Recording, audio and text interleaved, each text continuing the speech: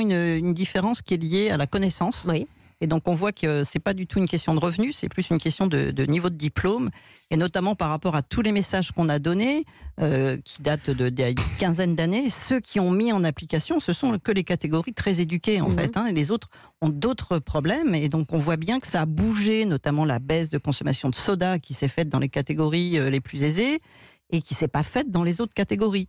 Et c'est vrai qu'en termes de budget, on sait très bien qu'aujourd'hui, par exemple, consommer moins de viande va permettre de consommer mieux. Et c'est ce qui se passe, mais c'est toujours dans les mêmes catégories qui, elles, se préoccupent beaucoup de ce qu'elles mangent, et ce qui ne va pas être le cas des autres. Donc c'est une question d'explication et finalement de bon sens qui ne se fait pas nécessairement et qui va vers la facilité. C'est sûr que dans les foyers les plus modestes, on n'a plus d'ustensiles pour faire la cuisine. On fait un petit peu comme dans d'autres pays où on importe tout, on utilise le service sur ces produits-là. Alors que souvent les produits surgelés, congelés, préparés coûtent plus cher qu'un produit fait à la maison. C'est une question de temps aussi, on l'a bien compris, Perico. Arrivé à une conclusion un peu catégorique.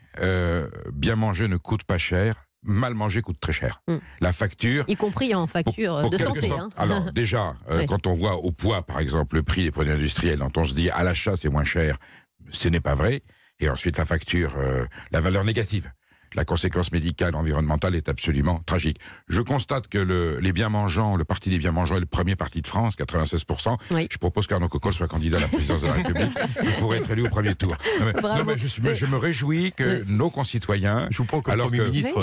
Moi, je vote pour ce tandem demain. Et je me réjouis que nos concitoyens, alors que longtemps nous sommes tous passés un peu, pas pour des hurluberlus, mais bon d'accord, la malbouffe, tout ça, aujourd'hui c'est une vraie préoccupation. Dans le grand débat, ça apparaît un petit peu. Il y a eu les états généraux, je l'ai dit tout à l'heure, de l'alimentation. Les pouvoirs publics et la société commencent à prendre conscience qu'on pourrait... Mais même, imaginez qu'on se remette tous à consommer de façon un petit peu raisonnée, naturelle. Que l'on refasse des paysans. Que l'on remette dans notre assiette des produits qui engendrent une richesse économique avec des activités. Mais la conséquence, elle serait évidemment sur l'environnement, notre santé, et donc le bien-être de vivre en France. Et il y aurait des conséquences économiques énormes. Le contenu de nos assiettes peut réduire le chômage. Et peut rétablir une espèce de paix et de cohésion sociale. Le pouvoir est dans l'assiette, c'est ce que dira aussi dans un instant Hugo Clément, mais lui qui a fait le choix autre de végétarisme. Mais regardez quand vous prenez des